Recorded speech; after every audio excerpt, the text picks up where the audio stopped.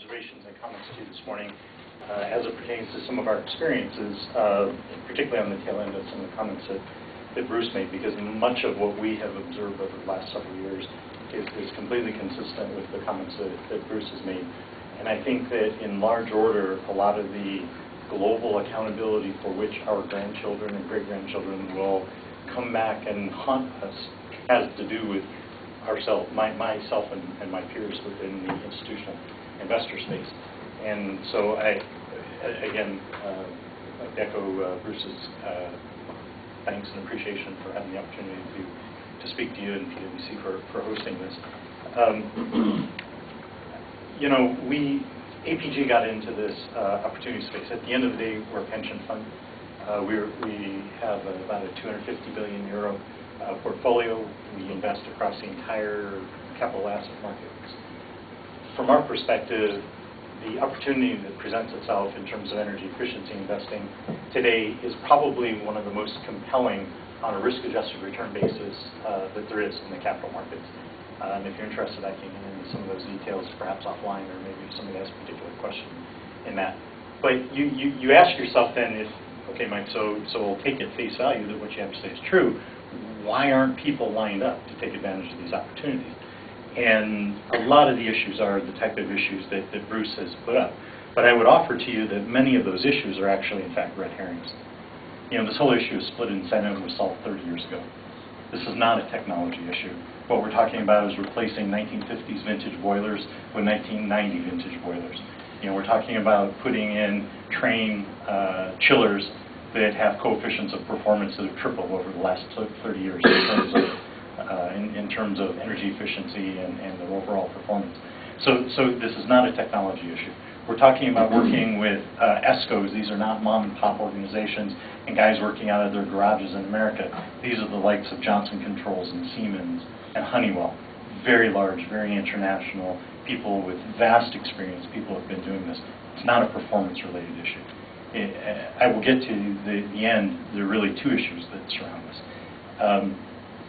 At the end of the day, it's a lack of demand on the part of institutional investors and the global capital markets, and it's coupled with that lack of demand is the lack of a supply of this type of an investment scheme on the part of the global international banks and the people who put these type of vehicles together for them. That's point number one. And point number two is it's a lack of a political will on the part of the politicians on a local and on a national level globally for putting in place a stick and a carrot. I have to stand in front of you today and say that if I were giving this talk 3 years ago, I would have said if you put a compelling business case in front of any business person and demonstrate to them how it's a great investment opportunity, they would absolutely sign up for it. And I'll give you a couple of examples where personally I have spent the last 4 years trying to do that, and where people look at me like I have 3 heads, and at the end of the day, nothing happens. A great example, 2 years ago, 2009, APG sat in front of Mike Bloomberg in New York City and offered to retrofit the municipal buildings in New York City for him as part of a recognition. But APG is a Dutch pension fund. I forgot to mention that. As part of the recognition that 400 years ago was when Henry Hudson sailed up the Hudson River and discovered New York City. Local Indians would probably dispute that a little bit. But at the end of the day, we had a lot of celebration, a lot of things going on, blah, blah, blah, blah, blah. But APG was willing to take on the heels of the legislation that Bruce had discussed. APG was willing to demonstrate how a project that was a joint public sector, private sector, that if they had the political will to put in place this law that required buildings of more than 50,000 square feet, and they were going to mandate them to go and do the retrofit, that if the private sector could come up with a financing mechanism that was attractive, that here you go. You've got legislation, you've got private sector finance solution, and wow, you know, New York would become the model of the world for how this was going to be done. We sat in front of Mike Bloomberg, and ultimately we sat in front of the Port Authority of New York executive director for 3 months trying to negotiate a deal. All they had to do was agree to it. APG was going to put up all the capital to have that happen, and at the end of the day, they declined the offer. And again, I go back to it. And why did they do that? You know, 2 stories. One, Bloomberg didn't want to see himself politically tied to a foreign pension fund at the end of the day.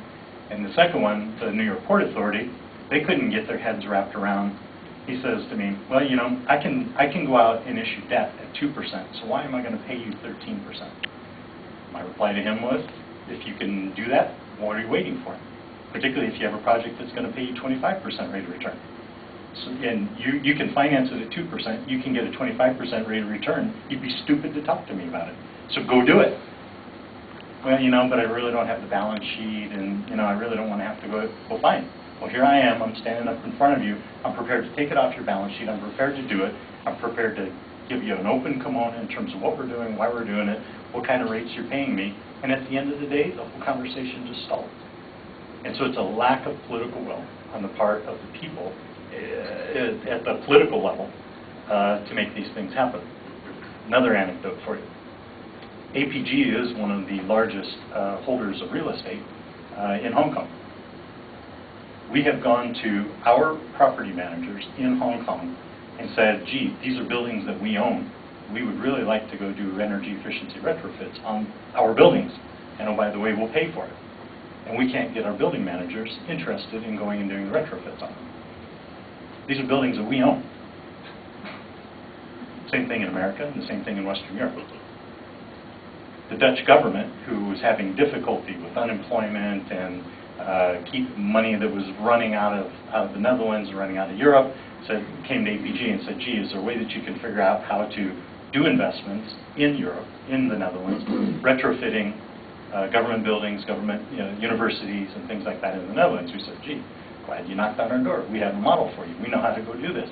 And at the end of the day, 3 years later, nothing has happened. And so the two issues that I described.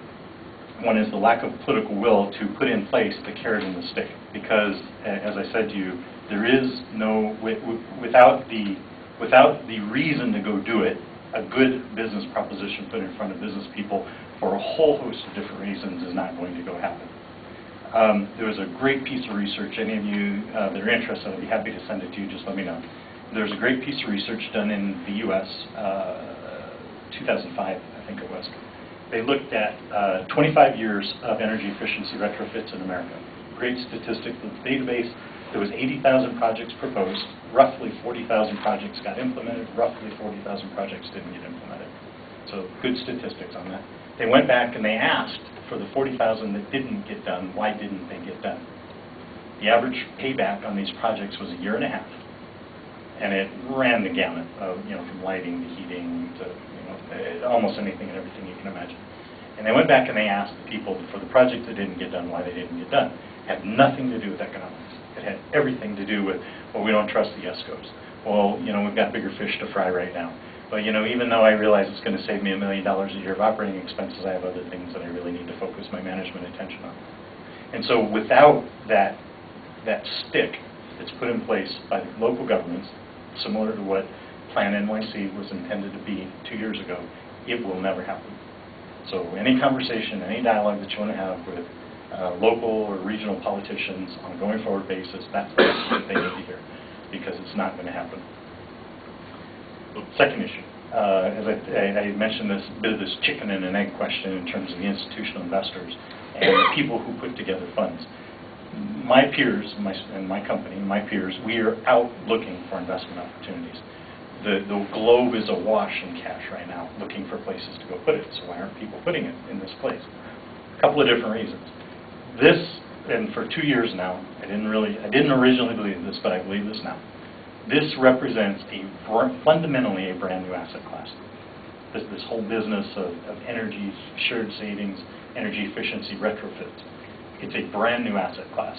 If you look at the typical allocation structure of almost any institutional investor, is this an equity? Is it fixed income? Is it structured capital? What exactly is this? Because we have our own organizational issues like every other company does, and we have silos and we have bins and slots that we look at the world in. And what the problem with this asset class is it doesn't neatly fit into any of the existing asset allocation models. Why? Because people like me get paid for outperforming our benchmark. Benchmarks are tied to the silo that you're in. So you have to be able to convince somebody like me or one of my peers that if I put this in my pot, that it's going to help me outperform my benchmark. But in many cases, it just completely blows away the benchmark. For one reason or another. Either the risk is too high relative to the return, or the return is too low relative to the risk. So it doesn't fit into the typical traditional asset allocation structure. So what happens is that even if you get an enlightened person like me who's willing to go do this, the problem now is now I got to go do battle with the guys running the equities portfolio or the guys running the fixed income portfolio and say, I need $1 billion a year to put in this. And they look at me and they say, you're going to do what? You're going to put this kind of money in where? To do what? Show me the track record. Where has it been done before? Why are we doing it this way? And so, okay, even if I can convince them you should be innovative and creative, and we should consider these type of opportunities, they say, all right, we're going to give you $1 billion.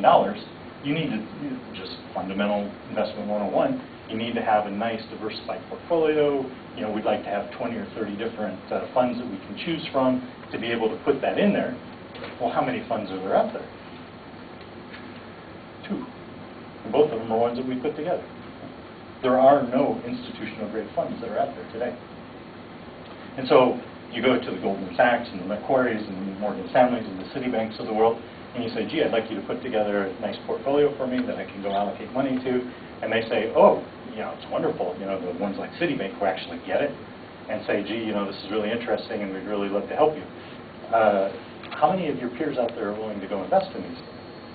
And then you're back to the original question. Well, you know, they'd love to do it, but since there aren't funds, they're not willing to go do the battle with allocation internally.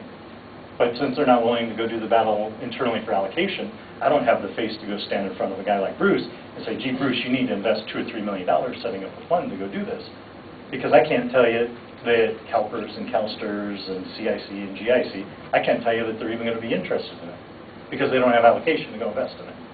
And so at the institutional grade global capital markets, we're in this chicken and an egg syndrome. And it has really frustrated the efforts over the last couple of years. And I think we're getting very, very close to breaking out of that. We've put together some very interesting, creative solutions for that problem. But right now, I think that the principal bottlenecks globally are, number one, this whole business of we have to figure out ways to get global institutional capital interested in this because they're awash in cash. They're trying to find good places to put it. And number two, at a political level, we have to get the local politicians to agree to put in place the sticks that are going to make the carrots work. Without those two, this is going to be a very, very frustrating business. So again, for the interest of getting on with the dialogue and discussion, I'll close my remarks right there and turn back over to Mike.